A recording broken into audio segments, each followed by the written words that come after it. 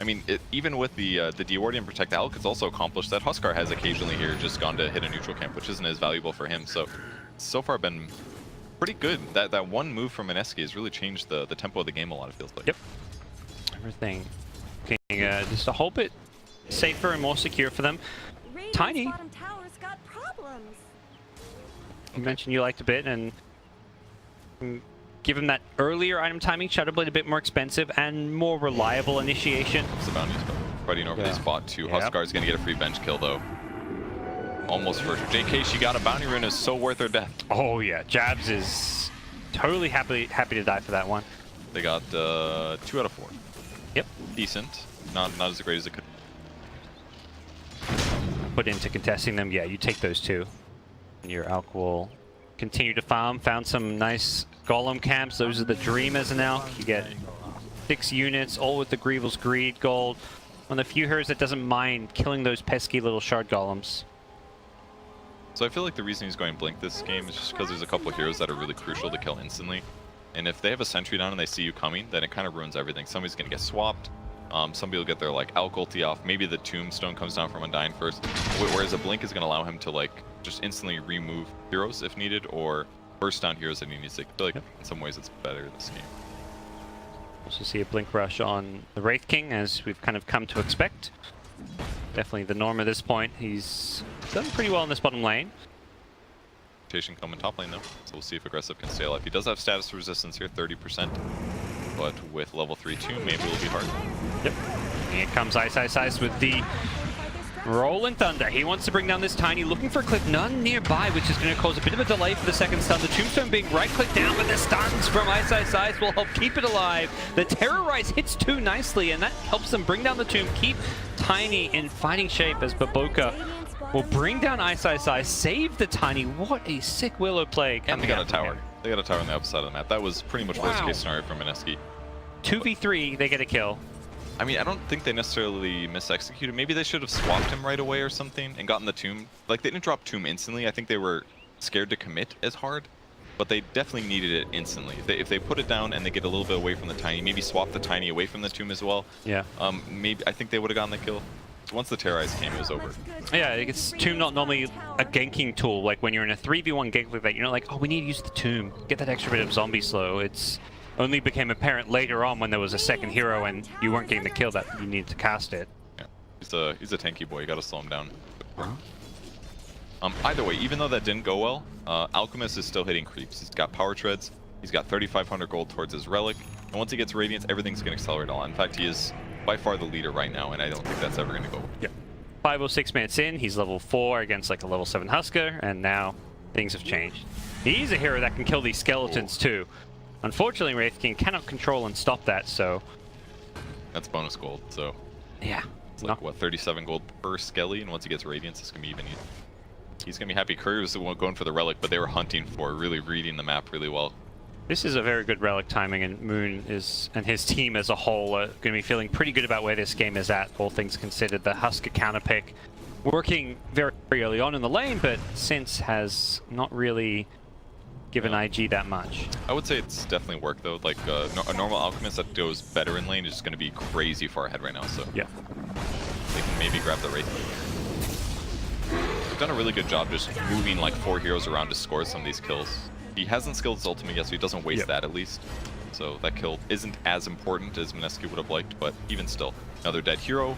Alchemist goes back to farm. They're doing a great job this game, just getting these little picks and getting back to farming. That's a smart decision. For those who don't know, you can, most Wraith King players you see will hold a skill point. He actually has a skill point he can level ulti whenever he wants, but if you're going to die twice with a 200-second cooldown, definitely not worth it. Top lane, Ice almost gets the solo kill on Baboka, but gets... He might be able to get it. Juked. He guesses it right. Does not. He's still got another nuke one. Hit. And it's going to be a curse round too. So Ice, is he actually going to die for this one? Baboka! Has he outplayed him? He has! Oh, Baboka. Global Silence coming in mid, going to bring down Mushi as well. And oh my, it's not just Ice, it's Mushi going down. And now the Husker Steamroll is online. Blink Dagger on Wraith King, Blink Dagger on Tiny. Almost Halberd on Husker. This is where you start taking towers, taking Roche, and yeah, your Alk's farming well and has a Radiance, but you're not ready to fight with him. He may be the most farmed hero and have a good timing, but he is not ready at 15 minutes. This is pretty tough for them here. They're channeling stun. They want to get the kill. Oh, he does get the stun off at least. He just wants the skeletons. Boy, does he. You can't stop this. That's the worst part about this matchup. Perhaps Alk is the hero you want to be playing more against Wraith King. Gee, that was a lot of gold, actually. That gold. He's going to TP to buy his Radiance. It's finally time.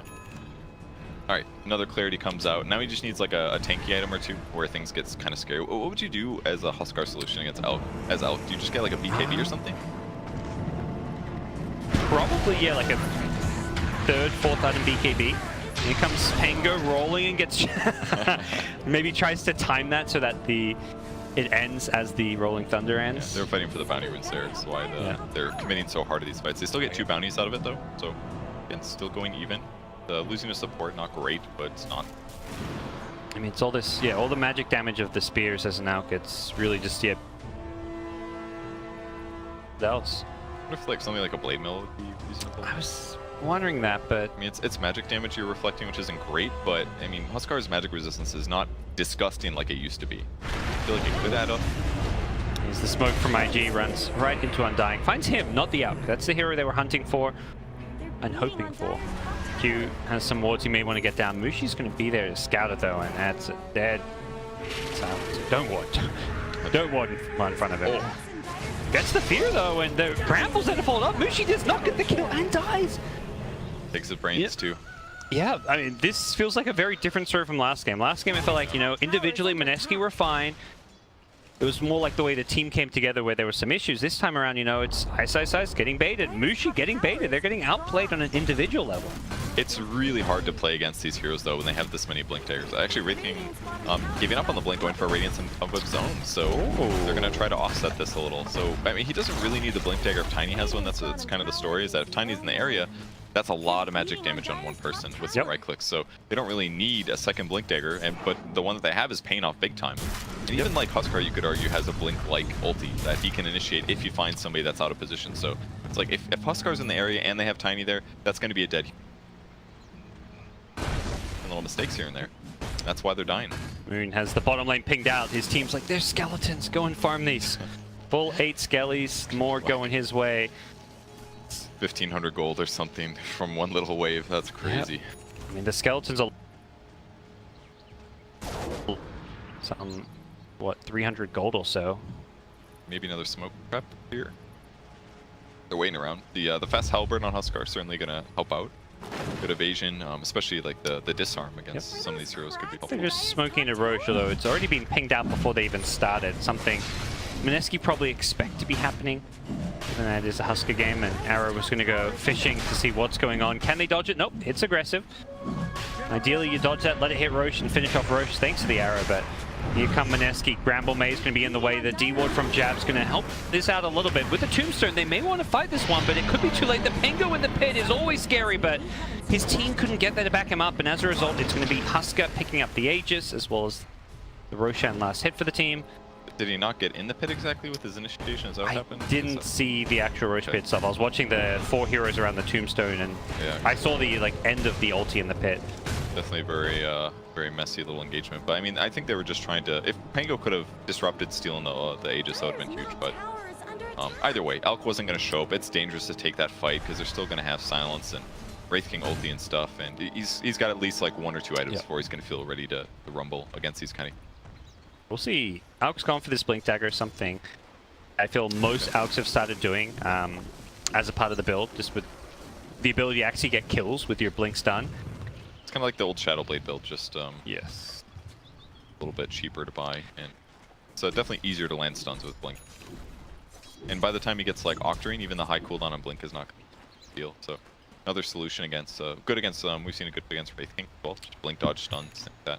It also synergizes with this incredibly strong level 10 talent. I think the best level 10 talent in the game, this -8 unstable concoction cooldown, is just incredible. You have almost permanent uptime on your stun once you get your Octarine core. Thinking about slowing things down. They're trying to D-ward though. Oh, here goes the Blink, Rolling Thunder initiation, catches out 3 so far. He's bouncing around, hitting the Huskar while they try and bring down the other heroes. The Wraith King though has reincarnation. Pause mid-team fight. Bit of an issue here coming out. The Tombstone on the cliff is doing some great work here, and this is why they don't mind going on Wraith King, because they know he's going to reincarnate, he's going to slow them all, but the IG team don't want to go into this Tombstone. They can't. This fight is over for sure. I mean, he's going to be able to maybe buy out Radiance before he goes down, but trying to deward there on the silencer was just met instantly by ISS. Huge play from him. That's first death. Will they see a follow-up? Yeah, they just have to ditch this. There's even a global silence, and they're saying, nah, can't do it. There's no way. He was 15 gold short of buying Radiance, unfortunately, on Wraith King, which he doesn't get to do before he dies. XXS, oh, barely TP's out. Oh, catch Baboka, they're going to get more. Did not expect this. Ice will feel good about that one. Payback here. Yeah, just tank it together, no problem, guys. Level 1 Bedlam is not what it used to be, although... Whoa, that was a... Was that a leg, or he was like, I'm going to die? Maybe he actually juked him for a second. I'm not quite sure, but either way, great fight for them. Ice was so fast that the fact that they kept the ward alive is always huge, just because the vision in a team fight makes things so easy. Like, Mineski knows instantly. We said we have a ward, we've got a tomb up there, they can't fight into this, we'll see them coming. They end up getting... Is that a quad bounty? Oh no, I'm sorry, just 2. Excuse me. It was the bottle one. The bottle one always makes it look way more fun than it is. Oh, but that's, you know, that's worth. Yeah, so Moon's got his Manta style finish. Nothing past that at the moment, but it will not be long until we see him finish up Octarine Core. Probably a Shiva's Guard is usually the goal, maybe an AC. This look Pango get one shot. Very, very one shot here. Invis Rune, the sentry happened to be down. Maybe they saw him grab the Invis. Probably not, but yeah, he's drying on the map. Maybe they think there's a ward there, but very easy kill. And Radiance is up. Yeah, so I'll see Wraith King playing more of the farming carry-ish role, even if it is the offlane player from IG on the hero. Want to guarantee they have 3 heroes that can continue to scale. They are up against an Alchemist who is very farmed and could continue to be a problem, so they want to They can maybe do a swap if they see aggressive here. I think they see him now. They have a sentry down. They just wave him off. A little scary to take that fight. And Mirana's not really ready to fight for quite a while, actually. She's got Yasha picked up Demon Edge, going for a fast Monkey King bar. That way she can be the ranged solution against Huskar. I think it's a good idea, basically. Like, sit back, just ping him, and they can kill him, even though it's magic damage. Like, they hit him reliably.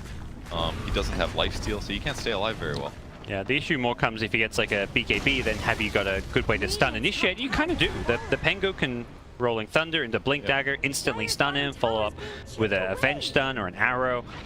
Unstable Concoction, you've got a Blink Dagger and out, so they can kind of stun lock this Husker, prevent his BKB coming out. And the defensive save is, again, there's a global, but if you've already gone in and stunned him and leapt in with Mirana, he may just die even with the global being used. Yeah, so the game's kind of in a really tenuous position. Both of the cores on IG side are kind of similar. They're just like really high raw HP heroes, but they're kind of kiteable. They have less control, and I always find like in really late game situations, those heroes always have trouble closing games out usually. Like he can obviously do blink stunts and stuff, but I don't have a ton of faith in ultra late game.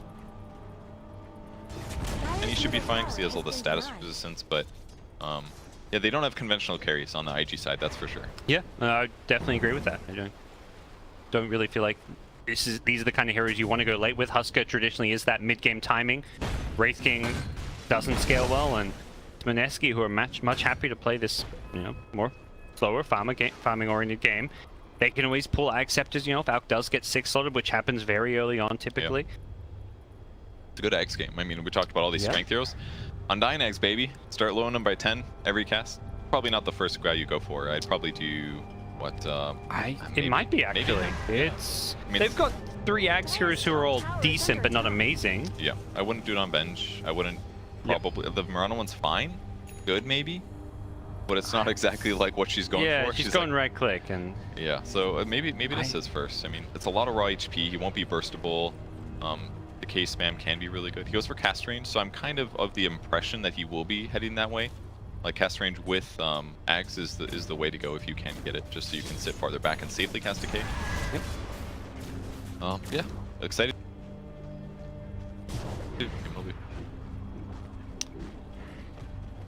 Stands. IG have to start doing some soul searching. Do we want to try in this game fast? Do we play for the late game? Can we actually, you know, do something about this Alchemist who's just stormed ahead? He's almost double the net worth of the Husker at this point, and with no more Aegis in hand, it just doesn't feel like there's anything IG can actually do right now. They've just gone farm mode. Yeah, and we've really seen there's a lot of similarities in what they're building. They're all buying BKBs, at least a couple cores. Just because that way they don't have to deal with stuns as much, they don't have to deal with tango. It's like the team fight starts and I know that I'm going to be disabled and stunned, and you have to deal with that. Ideally with a BKB, but if you don't have it, then you're going to be chain stunned, and maybe the right moments you can't back up your teammates, and the fight just goes bad. Mushi. Caught it. Bottom. Just at the end. Yep. That counts. Finding these little pickoffs. When you have these slow-paced games, those will very quickly add up and nice little boosts. So what do you think it's like when you're tiny and you have 0 agility and then you buy like a slippers of agility? Do you think it feels like significantly different because you go from having 0 agility to 3? Radiant's top tower has looked better. Gotta be weird, right? Like all of a sudden you're better at dancing, but just a little. It's like before you didn't know dancing existed, and now you can like, I don't know, you can sway with the music or something. Yeah. You found your beat. Yeah, something like that. He's got 35 now, so he's actually getting pretty groovy. Feeling good. They spot out the Wraith King, but unfortunately it breaks him at the same time. Sentry goes down. It's okay, Moon gets an attempt to practice the Mantle Split. Man, IG is doing such a good job against Bounty Runes. Like, I find it very easy in pubs to forget about this stuff, but man, these guys are on top of this. Yeah, and you know that ALK team, every time 5 minutes is coming, he's like pinging, get runes, let's try and get 3 or 4. Yeah, and that's the advantage of map control. If you're winning the game, ALK is so strong. I mean, what we're seeing here is pretty even in terms of map control. There's a kind of equilibrium where Mineski controlling the top side of the map more, and IG the bottom side. That's often the case in these more even games where you're just going to split the map a bit, take control of the enemy jungle as much as possible, and farm their side of the map. They're doing a good job with that. They have a gem, the gem on Dark Willow, allowing them to de-ward stuff, so just occasional poking, ice dodging a kill from the Tiny a moment ago. Back to completing agility items. Willow has a BKB queued up. Moon completes his on the Alchemist. We'll get there. Is it common to go GPM on support? I think most Dark Willows probably get GPM over speed, but imagine so. I feel like is there any GPM talents that are taken in Dota? DK's one at level 20 maybe? Like made a little bit of a Radiance mistake here for ALK. Ah, yeah. But they end up clearing it with Ice. Maybe they didn't notice. And with the Blink, I mean, all they need to do is see Hero know where he's going so that they can land the stun. Certainly follow up afterward. The AC's ready too, so his team is just going to be a lot tankier, ready to fight. Now, Moonlight Shadow, as the smoke's about to be wearing off, hoping that they do find some sort of engagement here. They kind of know stuff. Not sure if they spotted the weird creep hitting mid. It's like they read the map a little. Somebody's pushing it, Skellies. Yeah, that's a great way to push lanes safely, which is definitely a strong point of this hero. We're seeing more and more of the Wraith King, and will continue to do so, I imagine. Got his Blink Radiance and a Shiver's Guard queued up, not the AC. Yeah, weird. I mean, it's cheaper, right? The item costs, I think, like. And there's an AC on Husker coming, so you don't want to double up on that top lane. Moon. It's the BKB off, and aggressive is getting turned on here, but Moon knows he's only got a small window of invulnerability and will back off. Yeah, we'll use that advantage to just get some more. The AC already on Husker. Okay, yeah. Interesting, definitely interesting pick. But Blink plus Shivas is always a really good item build. Pop the Shivas, blink in, and everybody gets slowed instantly. It's nice. Yep. Gives you a mana pull, so you're definitely not worrying about it. They do have sentries though. It's there. Thunder being considered. Ice Side's gonna throw out the wave here as Moon gets gone. He does not have a BKB. He may just be dead here. The global silence there following it up. He's gonna die here. They lose the Alchemist. Husker dies on the other side, though. Mineski still taking this fight. Reincarnation being popped in. They may just go for the second kill. SRF is just so squishy with this Radiance-only build. And even though they lose the Alch, Mineski know they have the damage output from Mushi. He doesn't have a BKB, and the fact Alch got focus meant Mushi just does so much damage in that fight. And again, Tomb on the high ground just makes all the difference. This is like such a bad place for a Dire team to engage the Radiant as a whole. Unless they have a vision advantage, but they kind of walked into that in a bit of a clump here, and that means that you're always going to be hit by more AoEs. And yes, they blew up the Alch, but that was pretty much all of their initiation in. Yep. And I'm sure they got a lot of gold from that death, but Mirana did 3.5k damage. Next highest was 2,000 from the Alchemist. Wow. So I mean, they've got Venjora, they've got Medallion, they've got Wave of Terror, they had an AC for the start. They just have so many amplifiers. Yeah. The Alch having no BKB almost misled them there. We'll hold that thought as they will go getting stunned up. Doesn't get it off in time. Just They comes are off. slowing down Roshan enough for the Husker to respawn, and Rosh is not going to go the way of Mineski. Both teams have to be very careful here. But if anything, I feel the Alk is kind of this red herring. Mushi does way more, at least single target right-click damage. Alk's 2k damage that fight was, you know, mostly this AoE Radiance Acid Spray. Yeah. I mean, especially because that's all he spent money on. He literally only has damage items. He's just now going defense. Yeah. Picking up a Manta. This is the new Mushi, man. He's, yeah, 1400 health. You hit him with a Blink Wraith Fire Blast, he will die. I think one of the problems as well, Huskar actually doesn't have lifesteal this game, which is pretty yeah, abnormal. The way that Inner Vitality works now is that if your armlet is on, you don't take damage. Like, you just sit same HP, but it doesn't heal you like it used to. They're going to go in trying to catch somebody, and they'll find Dark Willow. Well, it doesn't get the Sun XXS, the Husker, though, but even with the BKB, he's just melting to the right-click damage here. Moon and Mushi just pummeling him down. Ice once more, gets the Blink follow-up from the Rolling Thunder, catches Baboka once, twice with the stun. It's going to swashbuckle and get the shield crash as well. Every single spell landing from the Pango player. This just stolen. It just feels like one of those. I mean, bad team fight aside, where they engaged in the fight previous, like over by this tower. But past that, it just feels like they don't have a traditional carry is the issue. They don't have somebody that can just sit there and fight through the fight. Like Huskar can turn his BKB on, but he's still getting -7 armor from Acid Spray, and he's still getting probably -6 armor from Wave of Terror, and there's still damage auras, and he's just dying. Like, he can't even get close to fighting these guys because, you know, he's just not going to match up as well until he hits 25 and does pure damage. That's great, but before, it's just not quite thinking of. It's gonna be another kill. And maybe It's trying hard.